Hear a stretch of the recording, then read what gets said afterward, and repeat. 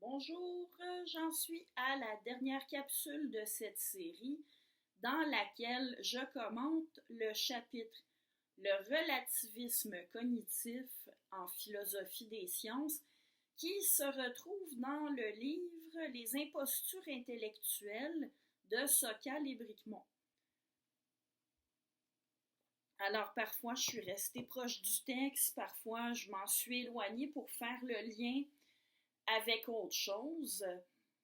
Mais ce qui est clair, c'est que ça demande un certain effort intellectuel pour suivre le texte de Sokal et Bricmont, comme c'est pas mal toujours le cas, je vous dirais, quand on parle d'épistémologie.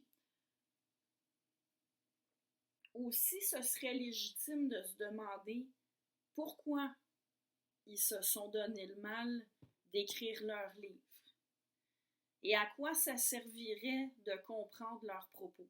Et pourquoi moi, je me suis donné la peine de lire, mais aussi de décortiquer et de faire cette série de capsules.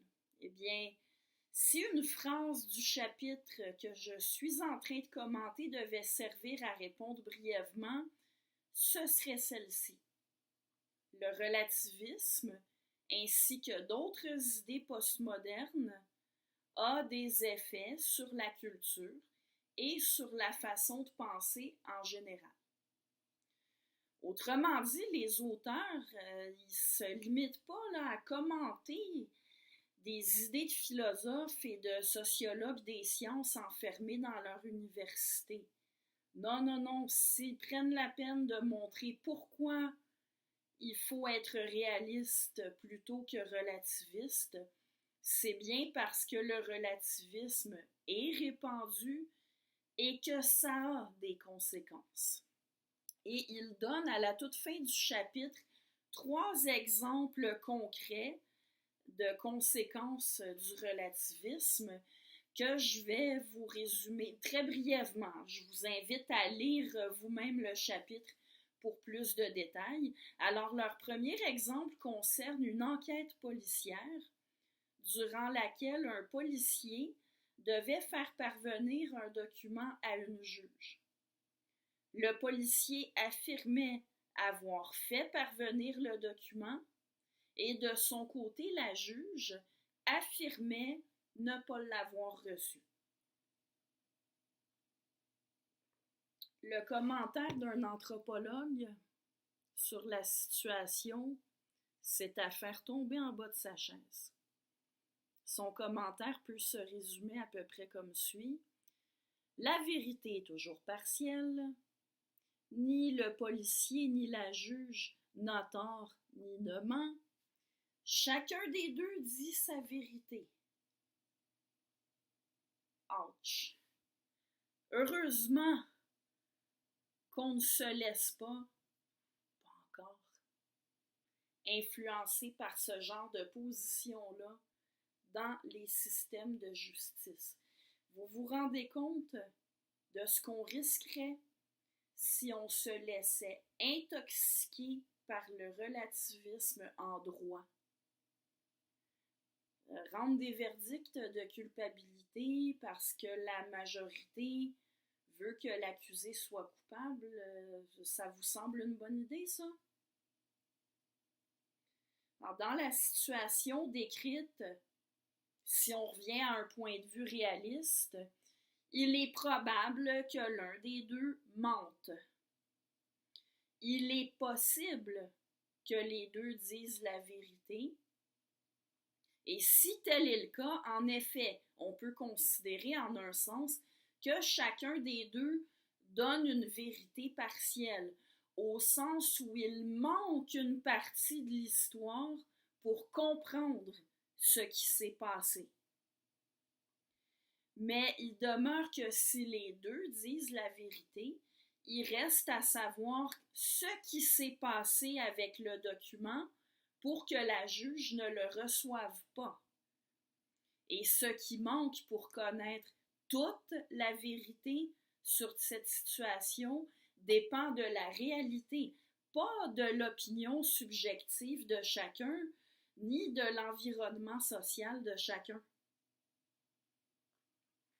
je vous rassure, l'anthropologue a quand même conseillé qu'on cherche à connaître la vérité plutôt que de la choisir selon ce qui rallie le plus grand nombre. Maintenant, ce serait bien si tous les anthropologues qui conçoivent la vérité comme relative réfléchissaient à leur conception. Les auteurs donnent un exemple par ailleurs qui est lié à l'enseignement. Dans une brochure destinée à des enseignants en Belgique, on propose comme définition d'un fait une assertion que personne ne remet en question dans un groupe donné à un moment donné. Autrement dit, les faits reposeraient sur le consensus. Mais les faits ne reposent pas sur le consensus, ils reposent sur le réel. Les faits sont indépendants de la connaissance qu'on en a. Ça devient inquiétant si on commence à laisser le relativisme s'installer dans l'enseignement. Le troisième exemple, je vous en rapporte l'essentiel. Et là, dans le premier, on pourrait dire, bon, c'est un anthropologue qui a commenté une situation, mais on n'a pas agi en conséquence de son opinion, alors il n'y a pas de problème.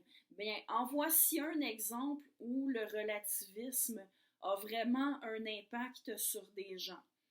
En Inde, un ministre a donné l'ordre de raser un bidonville pour qu'il puisse entrer dans son bureau par une porte orientée vers l'est, chose qui lui était impossible tant que le bidonville lui bloquait le passage. Et pourquoi il devait entrer par une porte orientée vers l'est?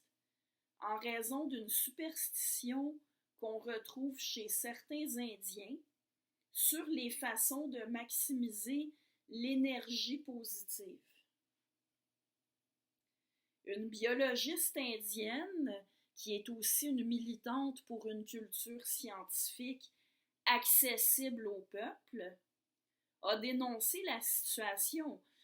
Selon elle, parce qu'il faudrait respecter la connaissance non occidentale, on s'est abstenu de dénoncer la superstition qui a mené à raser un bidonville, faisant perdre leur maison à des gens déjà défavorisés. J'en ai parlé dans une précédente capsule de ce genre d'antiracisme autoproclamé qui mène à refuser la supériorité épistémique de la science parce qu'elle serait occidentale et qu'il faudrait respecter les modes de connaissance des autres cultures. Je réitère qu'il faut faire la différence. Bon, déjà, on peut douter que ce soit pertinent de prétendre que la science est occidentale, mais de toute façon, il faut faire la différence. Ce n'est pas parce que certaines convictions, par exemple le fait d'admettre les résultats des démarches scientifiques, sont supérieures aux autres sur le plan épistémique, que ceux qui les ont sont supérieurs en dignité à ceux qui ont des croyances fausses ou irrationnelles. Et tiens, parlons-en du fait de prendre la critique des croyances pour du racisme. C'est une position dangereuse. L'exemple de Sokal et Bricmont que je viens de rapporter montre très bien combien le philosophe Sam Harris a raison quand il dit qu'il est faux que les croyances d'une personne regardent seulement elle-même. Les gens agissent en fonction de leurs croyances, y compris quand ils interagissent avec d'autres gens. Du coup, ce qu'une personne croit peut regarder d'autres personnes. C'est notamment pour ça qu'il faut arrêter d'assimiler le fait de critiquer des croyances à du racisme. L'accusation de racisme est une accusation infamante qui risque de mener des gens à s'auto-censurer. La critique des croyances, ça doit rester un droit fondamental, hautement valorisé et protégé.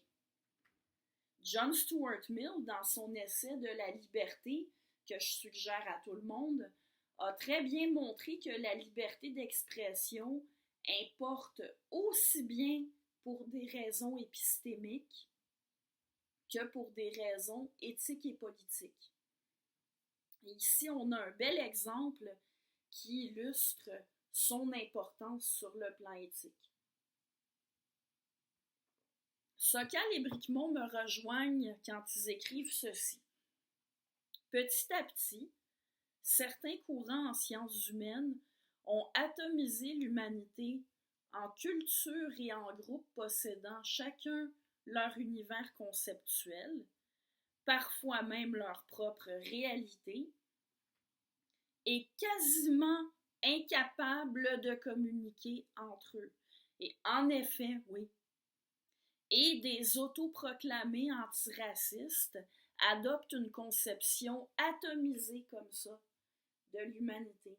Une conception fallacieuse.